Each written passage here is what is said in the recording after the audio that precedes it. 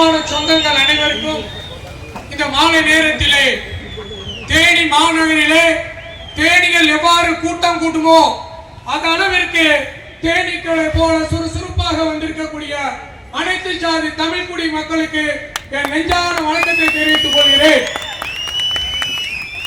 பொது அரசியலிலே யாராவது தேவேந்திர குல வேளாளருக்கு பட்டியல் வெளியேற்றத்தை ஒரு பெரிய ஆர்ப்பாட்டமாகவும் ஒரு பொதுக்கூட்டமாக நடத்தியது உண்டு என்று நீங்கள் கூறினால் நான் இந்த இடத்திலே தூக்கு போட்டு நிற்கிறேன்.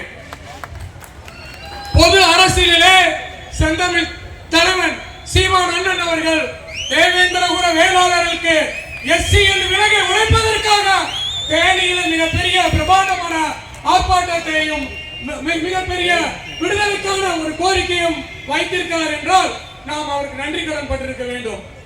ஏன் என்று கேட்டால் நான் ஒன்று சொல்லுகிறேன்.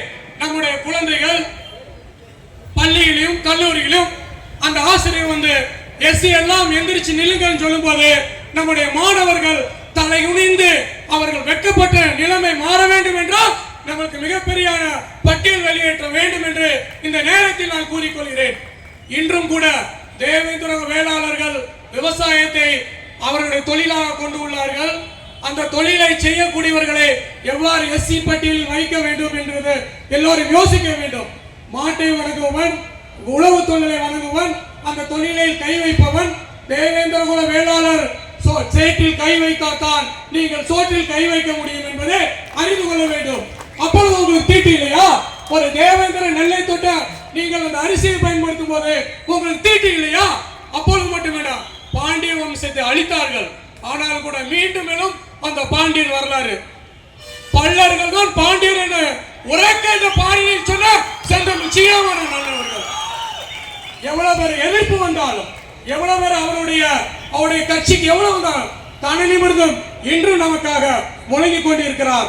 நாம் ஒவ்வொருவரும் அண்ணனுடைய அவருடைய அரசியலுக்கு நாம் உறுதுணையாக இருக்க வேண்டும் என்று கூறிக்கொள்கிறேன். தேவேந்திரன், நான் இந்திரன், நான் தேவேந்திரன், நான் நரேந்திரன் என்று கூறினாலும் கூட நாங்கள் அதை வரவேற்கிறோம்.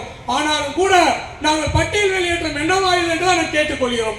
ஆகையால் நாம் ஒவ்வொருவரும் இந்த பட்டியல் வெளியேற்றத்திற்கான மிக பிரமாண்டமான ஒரு கோரிக்கையை நாம் வைத்திருக்கிறோம். அது வெற்றி பெற வேண்டும். எந்த சமூகத்துக்கான இலக்கியங்கள் உண்டா சொல்லுங்க பார்க்கலாம்.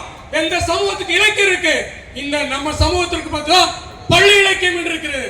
முதல் இலக்கியமான முக்கூடர் பல்லர் நம்ம எழுதல, திருகுட ராசப்பர் பிள்ளை எழுதினார். தெரியுமா?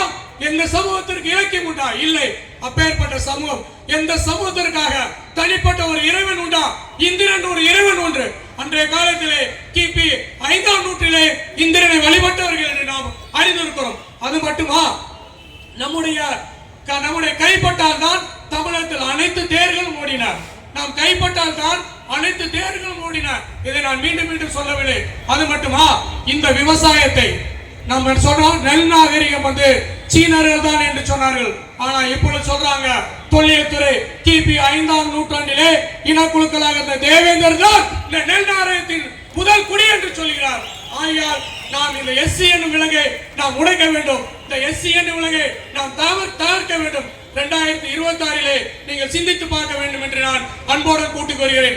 தேனி மேல கை வச்சா கூட்டமா தேனி வந்து என்ன செய்யும்? தாக்கும். அதே போல இந்த தேனி மாநகரில் நடக்கக்கூடிய இந்த பட்டியல் வெளியேற்றம் நாம் தமிழர் கட்சியின் மூலம் நமக்கு விடுதலை கொடுக்க வேண்டும் என்று கூறிக்கொண்டு எனக்கு வாய்ப்பளித்த அனைவருக்கு நன்றி கூறி விடைபெறுகிறேன். நன்றி. தொடர்ந்து தமிழர்